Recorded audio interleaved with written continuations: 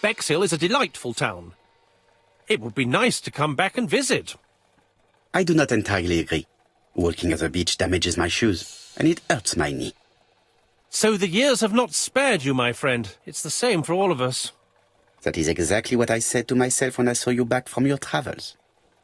Poirot! Do not be offended, Hastings. I can see Japp waiting for us. And from his face, I would say that things are not looking good.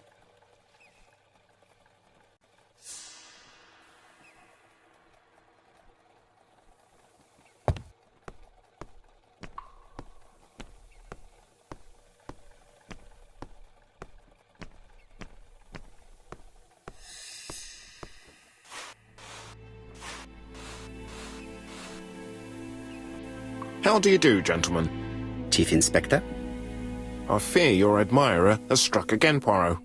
We haven't yet identified the victim, but it's a young woman, 20 to 25 years old. Death occurred last night between 11:30 and 1 o'clock, and we found an ABC guide on the body. Was she pretty? Come on, Poirot, that's rather out of place. It has no bearing on the murder. Are you certain? For women, it is often the most important thing. It often decides their destiny. The body hasn't been moved. You can see for yourself. Has the press been informed? Not yet, but I'm planning to. I haven't yet informed them about the presence of the ABC guide in Andover. Nobody has reported a young woman missing? Not for the moment. No witnesses, I imagine. Indeed. We've asked everybody who may have met a young woman fitting her description last night to come and see us, but I have little hope of gaining anything from it. It's early days, Chief Inspector, and the news may not have spread around the town yet. I hope you're right, Hastings.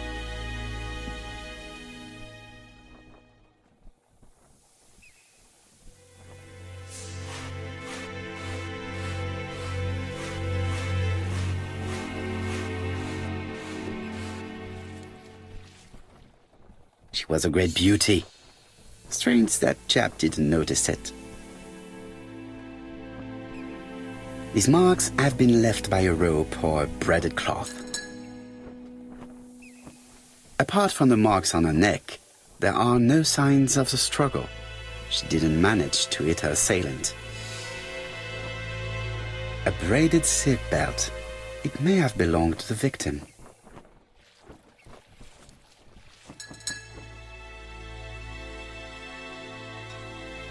The guide is open at the page for the Bexhill train times. The young woman wasn't wearing shoes or a coat and was not carrying a bag. That's strange. Either the murderer stole her belongings or she put them somewhere safe. Maybe so that she could bath.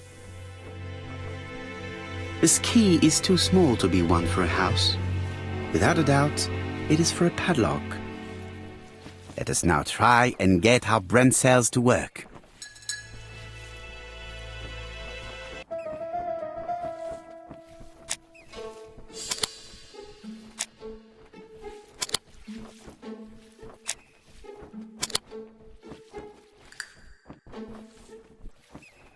The poor child must have been strangled with his braided belt.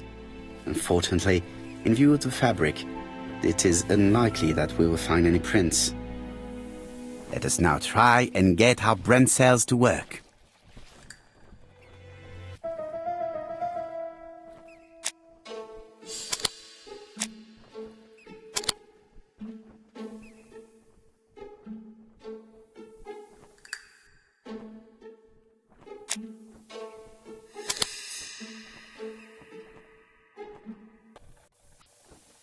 The medical officer should confirm that the victim was strangled with her own belt.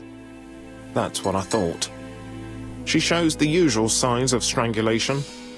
With a little luck, we'll find prints this time. You are too optimistic, Hastings. Our killer is far too meticulous for that.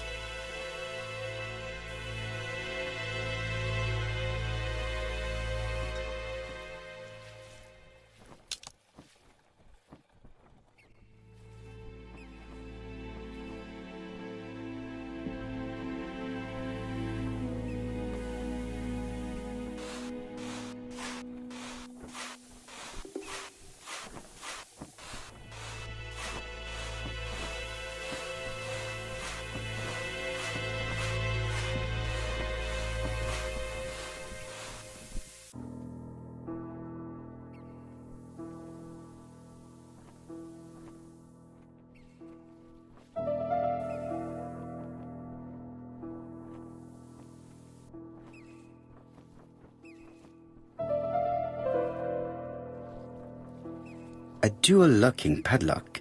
I need to find the code and then insert a key.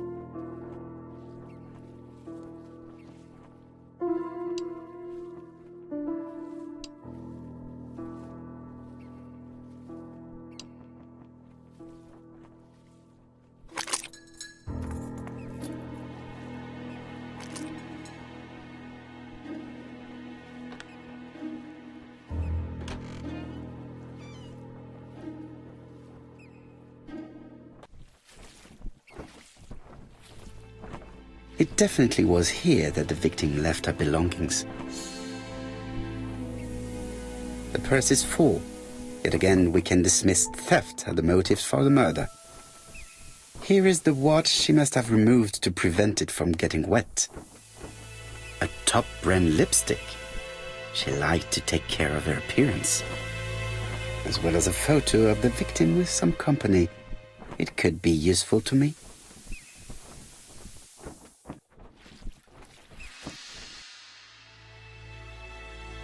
Betty's first day at work. Mom is very proud of you. Elizabeth Barnard, 7 August 1931.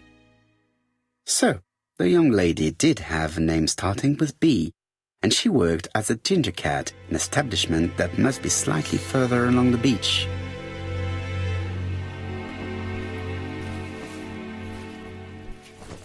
Jap has gone to the police. The victim has been identified and her family had reported her disappearance. She was called? Elizabeth Barnard, mainly Betty. She worked as a ginger cat at the cafe slightly further along the beach. But Poirot, how on earth? Never mind. Do you have her address? Yes, she lived with her parents on the street leading to the beach, number 22. Shall we go? You are far too impatient, Hastings. Let the poor people take in the news first. Let us go and visit the cafe where Betty worked.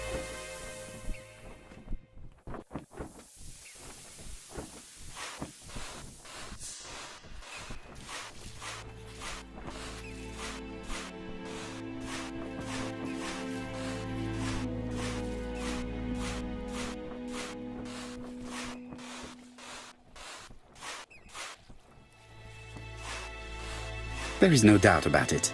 Bexhill has one of the most beautiful beaches in the area.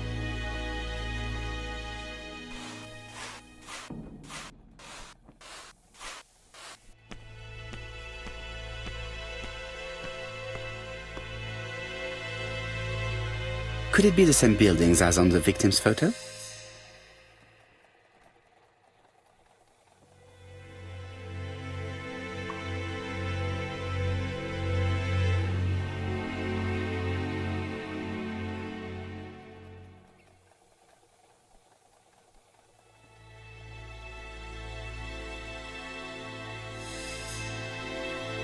This is definitely where the photo I found in the hut was taken.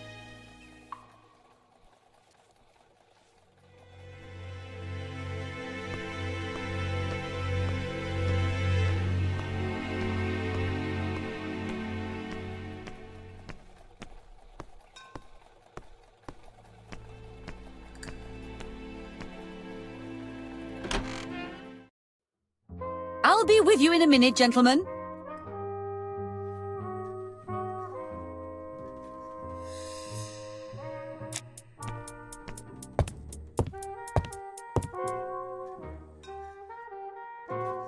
Something tells me that she's the owner of the ginger cat.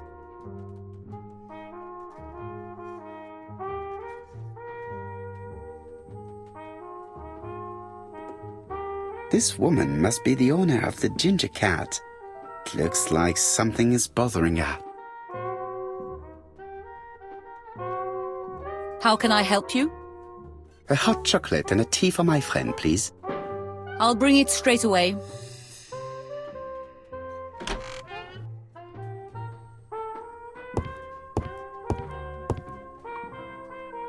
I need to know the time range during which Betty was working on her own. Where is Betty?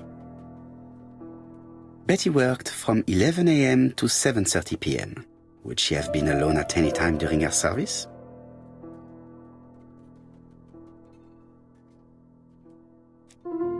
Interesting. Betty was alone between 5 p.m. and 7:30 p.m. Who did she serve?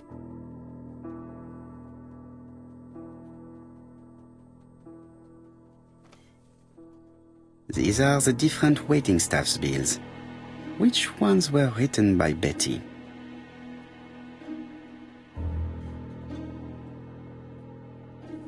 Most probably a single man, a whiskey lover. Maybe the murderer? This bill may have been written by Betty. There is probably another one.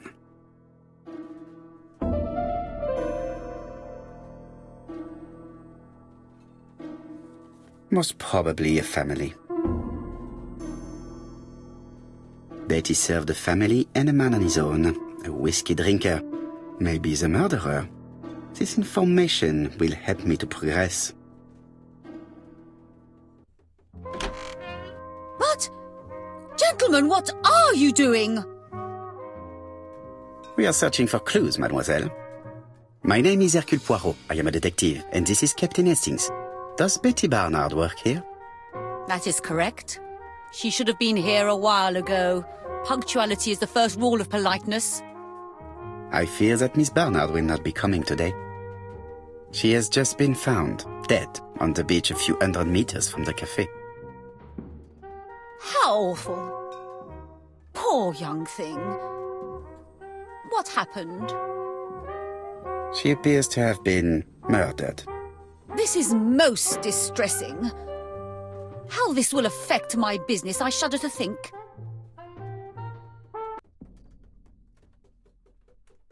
Do not be so sure. Miss Barnard's tragic death may be a good advertisement for you. It makes one despair of human nature. Poor young girl. She was a hard-working and pleasant young woman. I didn't know her that well. She'd only been here for 2 summers. I know that she had a young man. He used to call for her sometimes.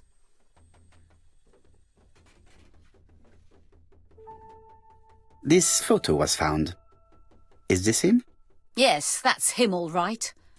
But I haven't seen him for some time. I find young people today very hard to understand. You needn't tell me that. A few weeks ago, they argued just outside the cafe.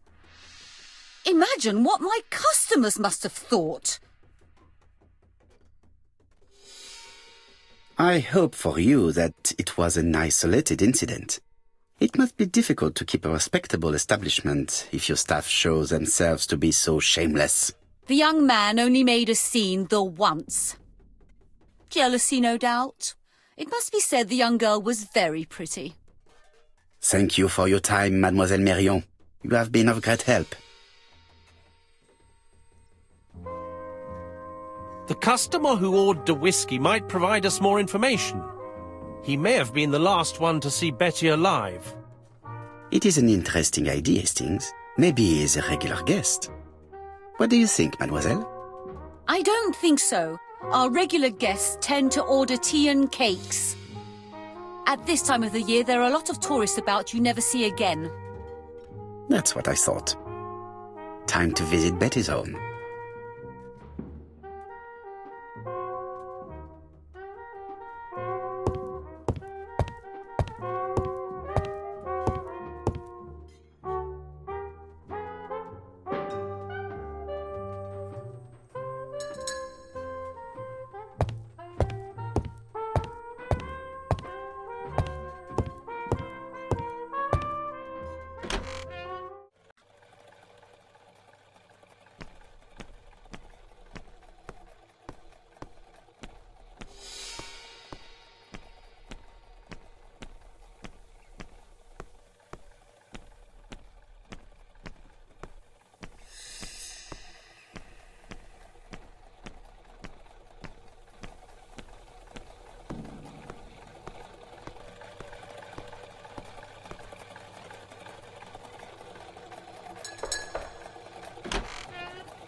How do you do, mademoiselle? My name is Hercule Poirot. I know you. You're that detective we hear all about. I do not know if that is a compliment, but I will take it as one for now. You are Betty's sister, I believe? Yes. My name is Megan. Can we come in? Please do.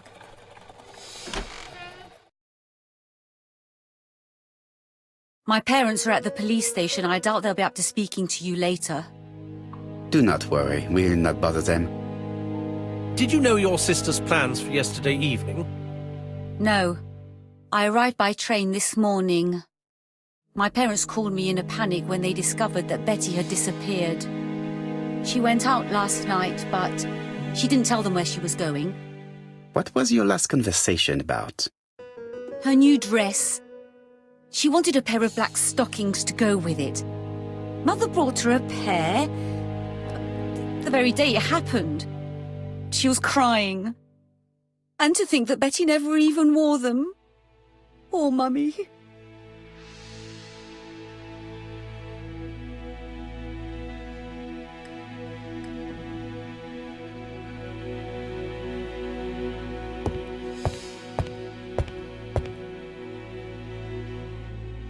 The Barnard appeared to make music a priority in their budget.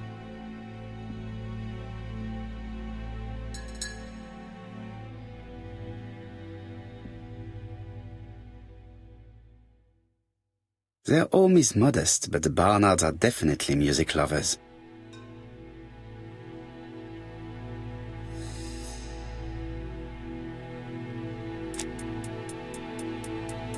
What is she feeling at the moment?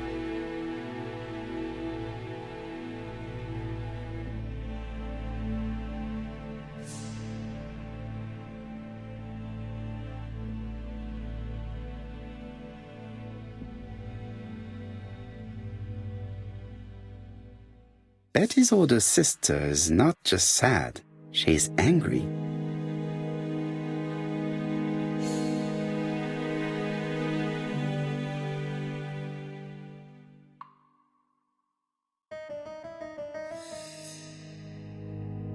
Your sister had a fiancé, I believe? Yes, he's called Donald Fraser. A very nice man. Do you know where we might find him? He works at the estate agent's, Court and Brunskill.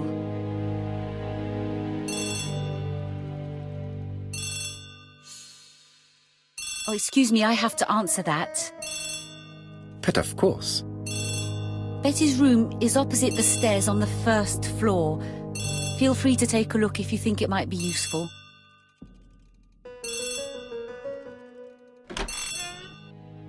This young woman is far too clever not to have anything else for us. Do you think she's hiding something? That is what I'm trying to find out. Surely you don't think she did it? I did not say anything of the sort. But young women always ruin your judgment, Hastings. Who knows, maybe Megan was jealous of her attractive young sister. I see. She may have had her sights on the inheritance. Or maybe she was in love with Donald Fraser. We have to study all scenarios, even the most unlikely. But I doubt that Mr. and Mrs. Barnard are rich enough to justify murder. While I try and get Miss Barnard to talk, I would like you to try and find Donald Fraser. It should be easy to find the estate agents where he works. Bring him to the Ginger Cat. I would like to talk with him before the Chief Inspector finds him.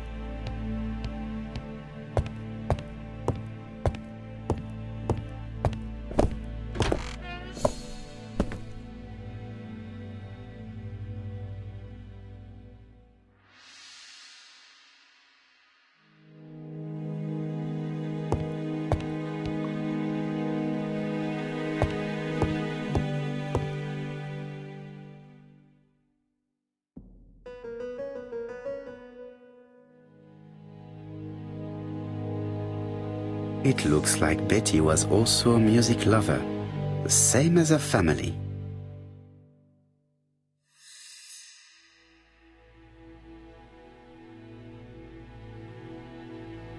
Without a doubt, Betty used to sing.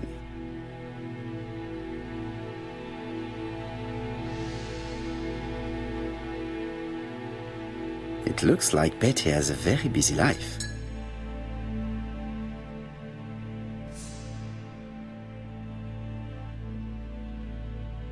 Betty liked luxury and going out, and being as pretty as she was, she probably did not have any problem getting herself invited.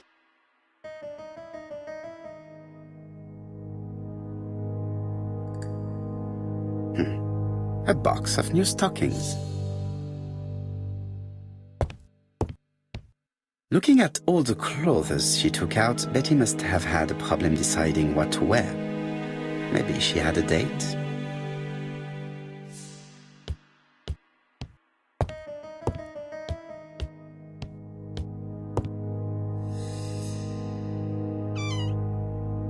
This small key should be useful to me.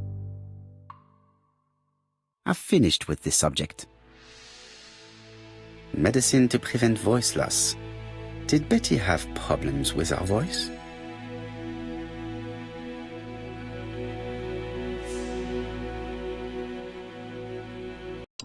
Something on this clock bothers me.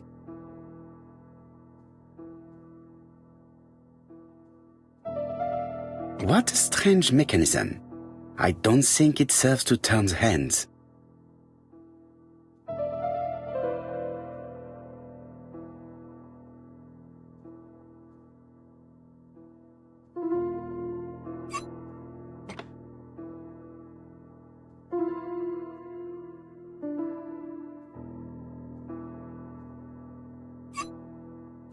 Good. It should be possible to open the wooden panel. Look, a key.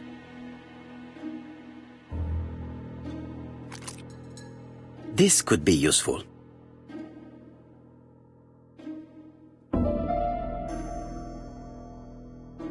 This code probably has something to do with the mechanism above the clock.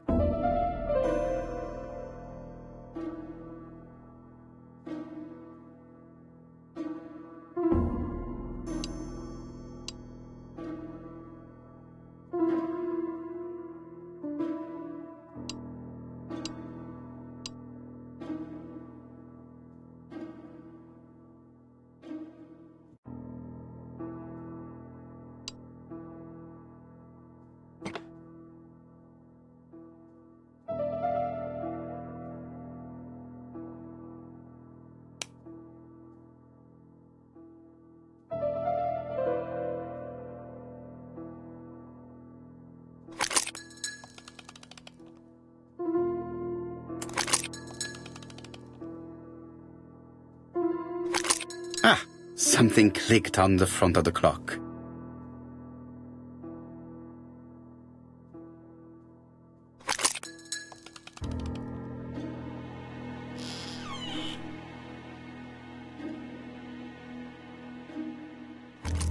This could be useful. Betty, I enjoyed a wonderful evening in your company, and I hope that we will see each other again very soon. D. My dearest Betty, I know that your art is already spoken for, but you are the most beautiful dancer I have ever had the pleasure of meeting, and I am impatient to see you again. Adrian.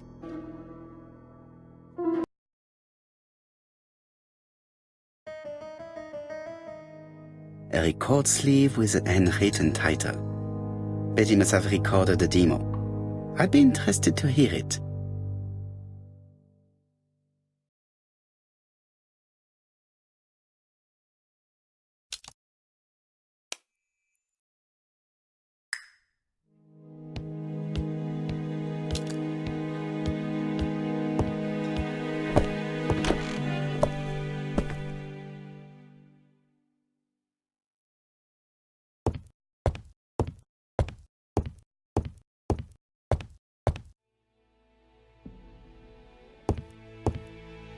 Family photos and files.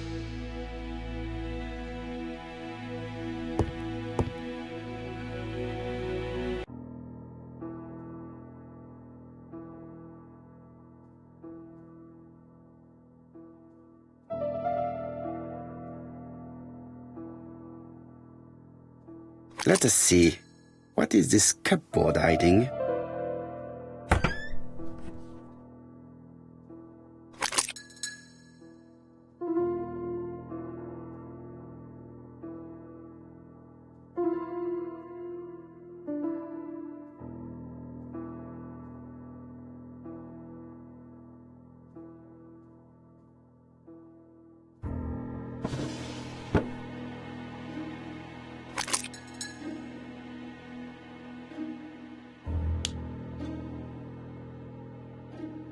There is bound to be a clue somewhere.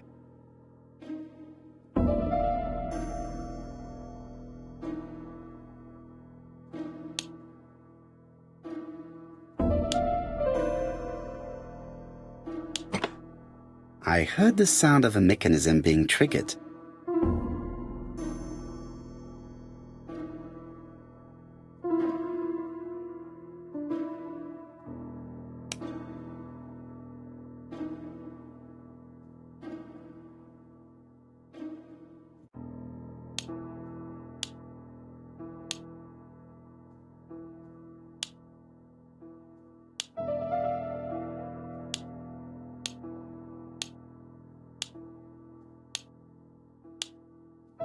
I just have to put the record on the gramophone and start it.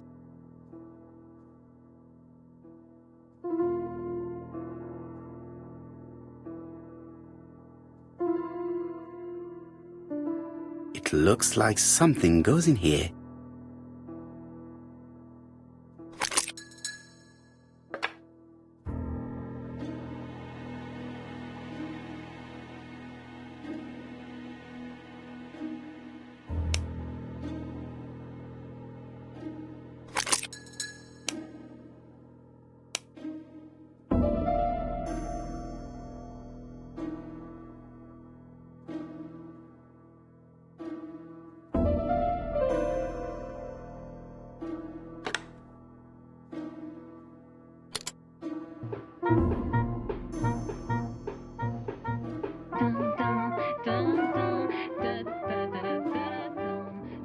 Oh, Donald!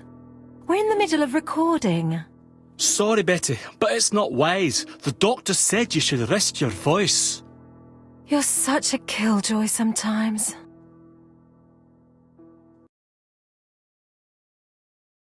Betty was such a good singer. It's true. Did she have any problem with her throat? Yes, she had to be careful with her voice. Of course she didn't follow the doctor's advice. If Don didn't insist, she... Well, it's too late for all that now.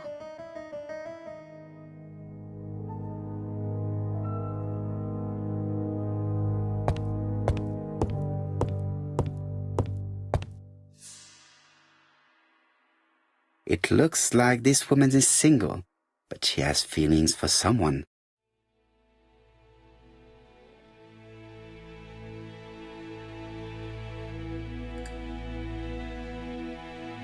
She is looking so intensely at this photo. But is it really her sister that she's studying in this manner?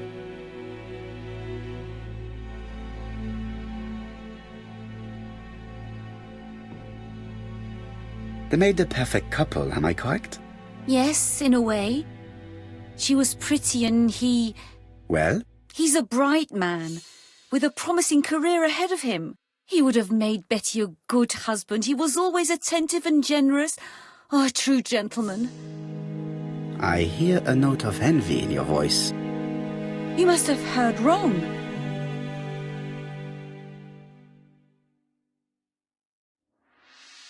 Donald appeared to be very much in love with your sister. Yes, he was mad about her. Mad, you say? Being madly in love can often be destructive, and Mr. Fraser was known for being jealous, I believe. No more than average. Men are always slightly possessive, especially when they are with a pretty woman. You are a poor liar, Mademoiselle Bernard. Excuse me, Mr. Poirot, but I do not see why you are interested in our humble little crime. It would appear that your sister's murder is the second in a series that we have to stop as quickly as possible. The first was in Andover, and the same as your sister, The murderer sent me a letter informing me that a crime would be committed in that town. Now can I count on your honesty? Yes, you have my confidence, Mr. Poirot. Don is a quiet and sensitive young man. Slightly reserved, too. And as is often the case with reserved people, when he flew into a temper, he completely lost control. He could be so violent. Betty was frightened. And when was this? The first time was about a year ago. But they rowed more recently. Donald found out that Betty had lied to him. She said she was going out with a girlfriend, but she went out for dinner with a married man. It was an awful scene. She told him that until they were married, she was free to go with whoever she pleased. Donald turned quite pale and started shaking and kept saying one day... Well? He'd commit murder. So you were afraid that he would become our main suspect. I know that Fraser was jealous, but I wonder why you feel the need to protect him. Exactly. Had you not told me about the case, I would never have dared to tell you about this little matter. Don loved Betty with all his heart. I can't imagine for one instant that he would hurt her. Very good, Mademoiselle Barnard. Thank you for your help.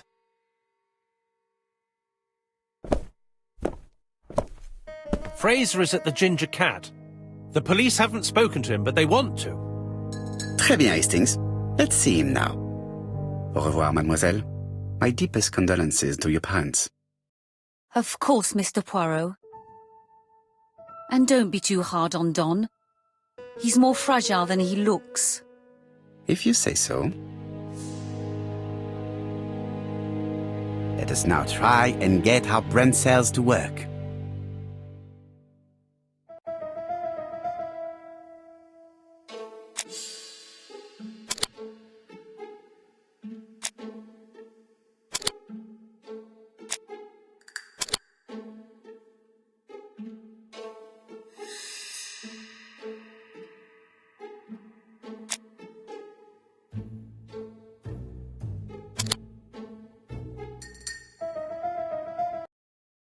Let us now try and get our brain cells to work.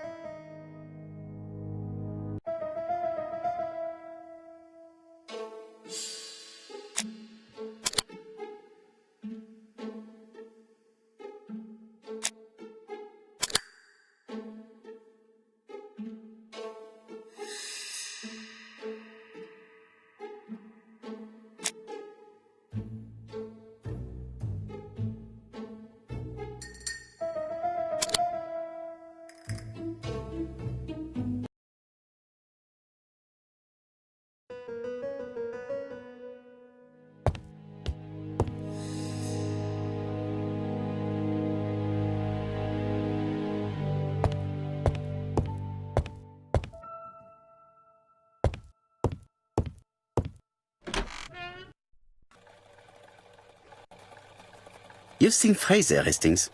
What is your feeling? He's a big chap. Fragile isn't exactly the word that springs to mind. I talked to his landlady before seeing him. She went to bed at 11. Fraser wasn't home yet. Bien. Megan Barnard said he is a reserved character but with a nasty temper. We will see if this is the case.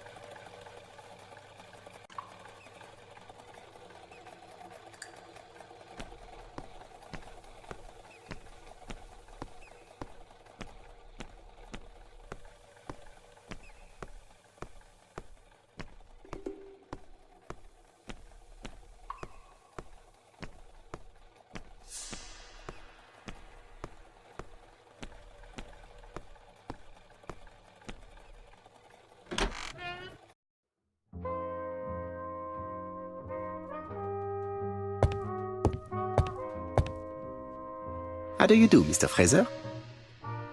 You Hercule Poirot. Mr. Hastings said you wanted to speak to me. Yes. I know that it may not be the right time, but I would like to ask you a few questions.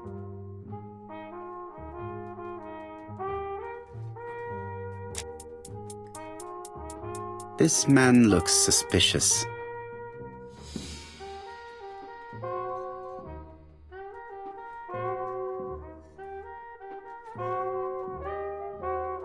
Fraser is in a terrible state, as if he hadn't slept all night. And he's drinking white horse. Leave me alone. Tell me that it's a mistake, that Betty isn't dead. Sadly, your lady friend has been murdered, Mr. Fraser. Oh, Betty, if only you'd listened.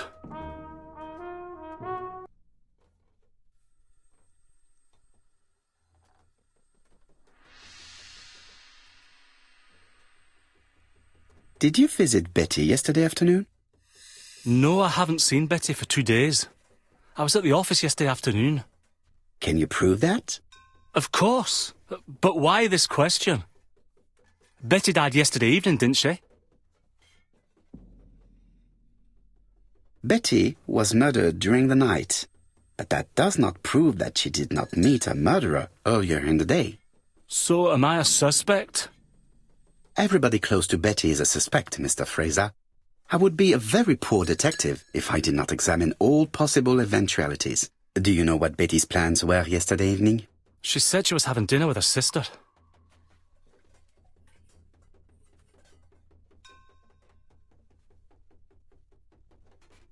Yet, Megan only returned to Bexhill this morning, Mr. Fraser. I didn't know. Right. May I ask you what you were doing yesterday evening? I spent the evening working. Your colleagues can confirm this? No, I often take work home with me.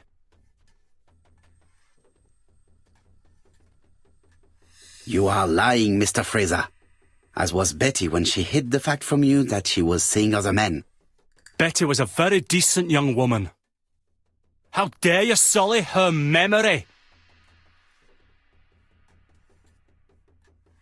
I am not interested in memories of her, Mr. Fraser.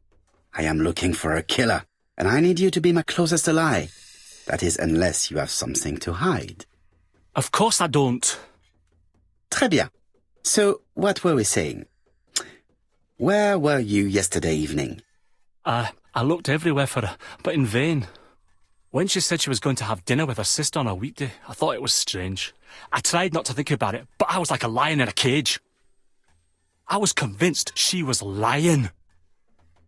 So I went round all the restaurants in the town. When I didn't find her, I went to the next town. But nothing. I must have got home about midnight or 1 o'clock.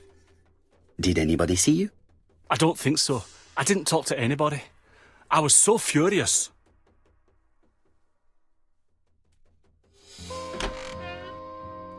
Ah, I knew I'd find you here, Poirot.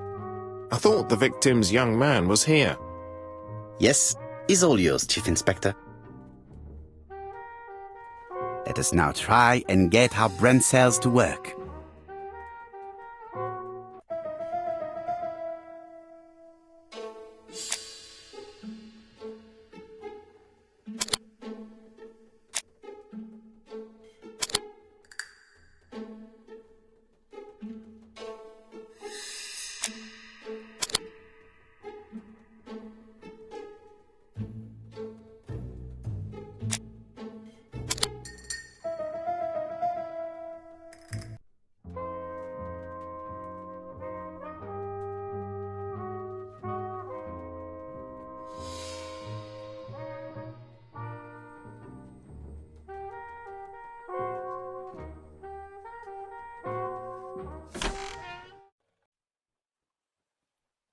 Fraser doesn't have an alibi and he's extremely jealous.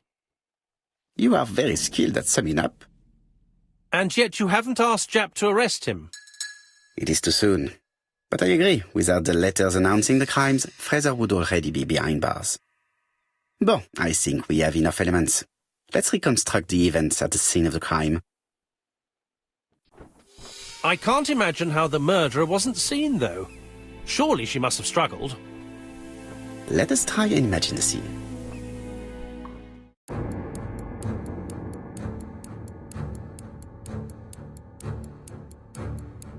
The killer and the victim are walking on the beach.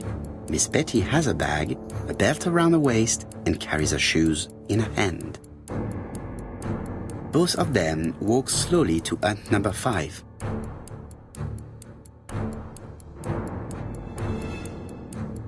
Both of them walk slowly to hut number 6.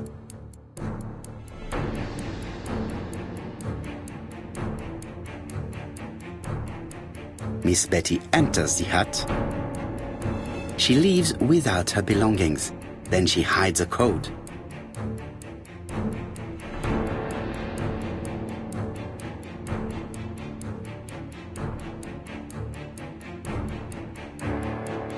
They keep walking.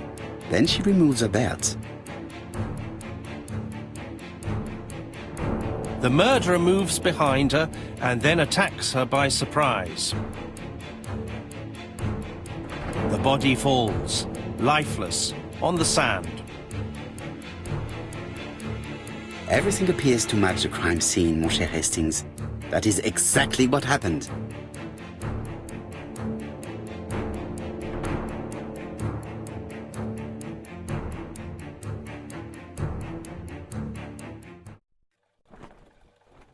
Without the ABC, we might have suspected Mr. Asher and Mr. Fraser. But by timing his crimes, the murderer is making sure he's accused. In a way, it is very generous of him. Generous? The murderer seduced Betty in order to lure her to the beach and kill her. Indeed, the young woman was certainly careless, but not stupid enough to follow a stranger. What are you planning to do, Poirot? Return to London, mon cher Hastings.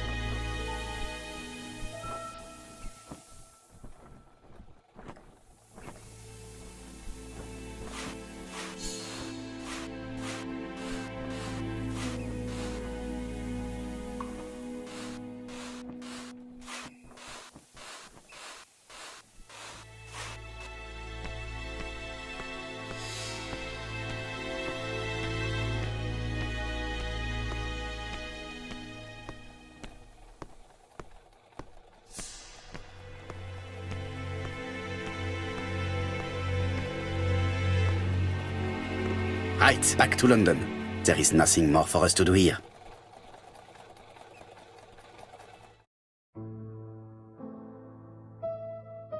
Japp has decided to reveal details to the press. The alphabet murder is now famous. It is not a bad idea. The more people who know, the greater our chances of finding out something of interest. Poirot, I have a bad feeling.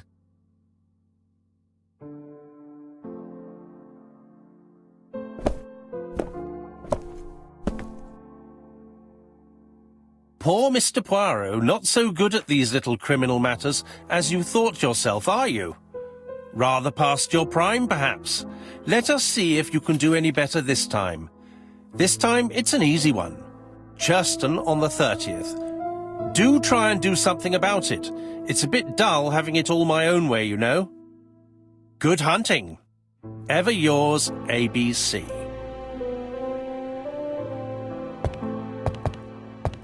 Good hunting. Did you hear that, Poirot? The murderer seems to be taking it all as a game, a challenge. He will strike on 30th in Churston. We must warn Scotland Yard. By the way, Hastings, what day is it? Well, looking at the calendar, it's the 30th. No time to lose. We must prepare our suitcases for Churston. Mon Dieu, it is already 10 o'clock. I will call Scotland Yard immediately.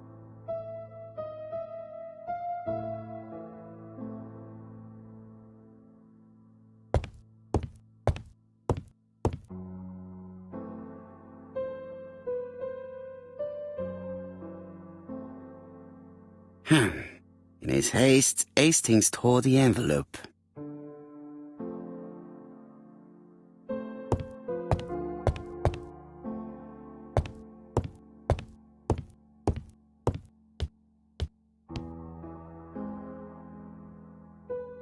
Daily Flicker, July the 26th, 1935. The Bexhill Horror. Young maid strangled on the beach. Killer struck at midnight. Daily Flicker, July 30, 1935. ABC affair, no progress. The alphabet murderer is still on the run. Ever since the police found the connection between the Bexhill and Andover affairs, the inquiry has barely progressed. In this issue, we are publishing provocative letters sent by the killer to Hercule Poirot. Unfortunately, they have not yet helped to find him.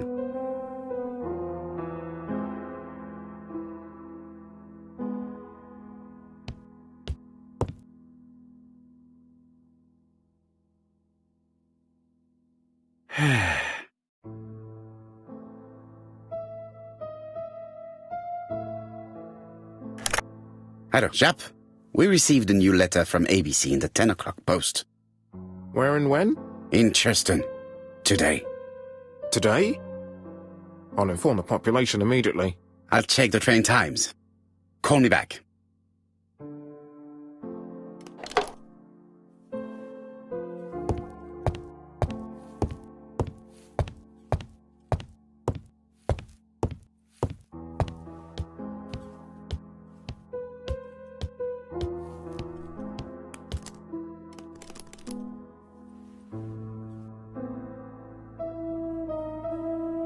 Bexillancy, Sussex, population 24,703.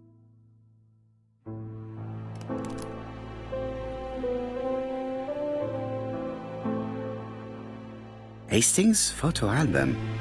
He is very proud of his bag.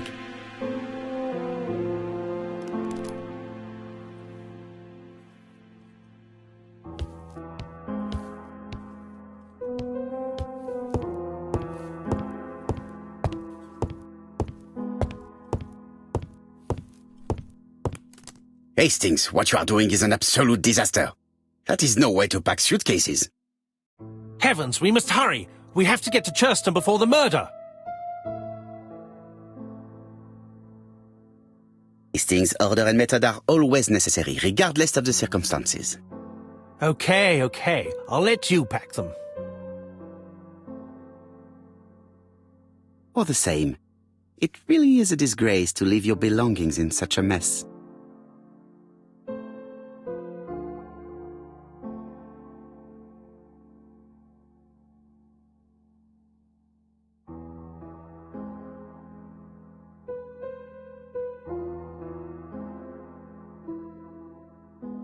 Voila! It only took a minute. Poirot, you were right. I've just consulted the ABC guide. There's no hurry. The next train doesn't leave till 11:45. You see, there is no need to hurry. We will not be in Churston until tomorrow morning, after the murder. But why has the murderer warned us so late? It's not what he usually does. Did he do it on purpose? Very good question, Hastings. We should also compare the letter we have just received with the other two, although I have very little doubt about what we will find.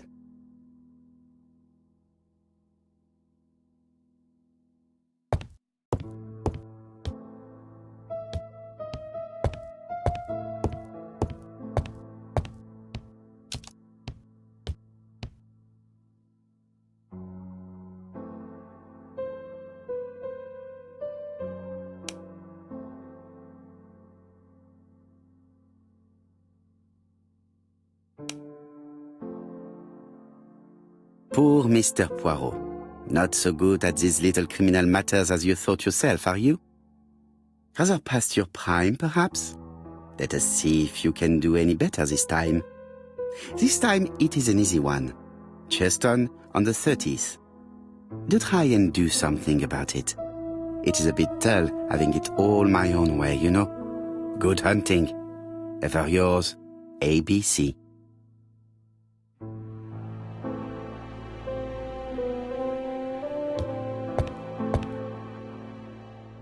Right, let us compare this new letter with the second one. Let us examine this more closely. Certain characters in the two letters may have similar defects. The W is not printed properly. Right, let us compare this with the other letter.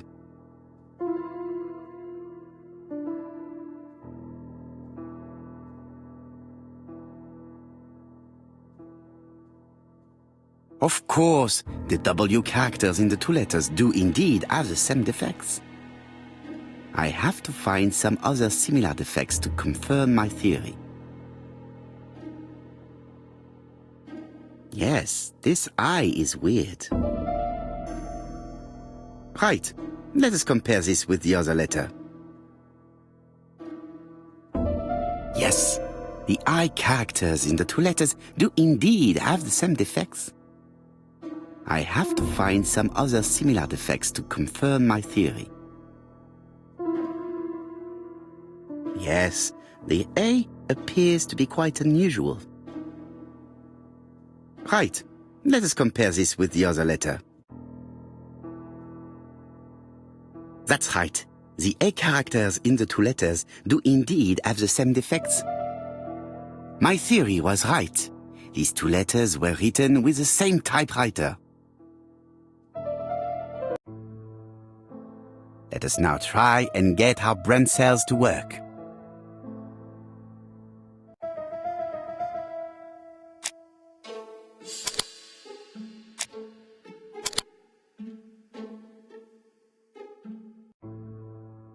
The letter should have arrived in time.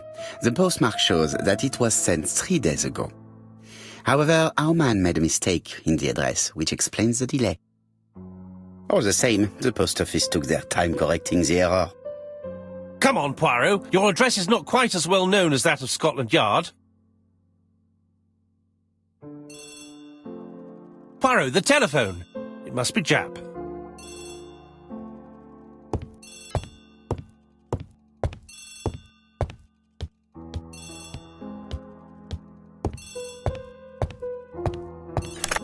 I have some news from Churchton. Bad news, I'm afraid. Sir Carmichael Clark was murdered while out on his evening walk.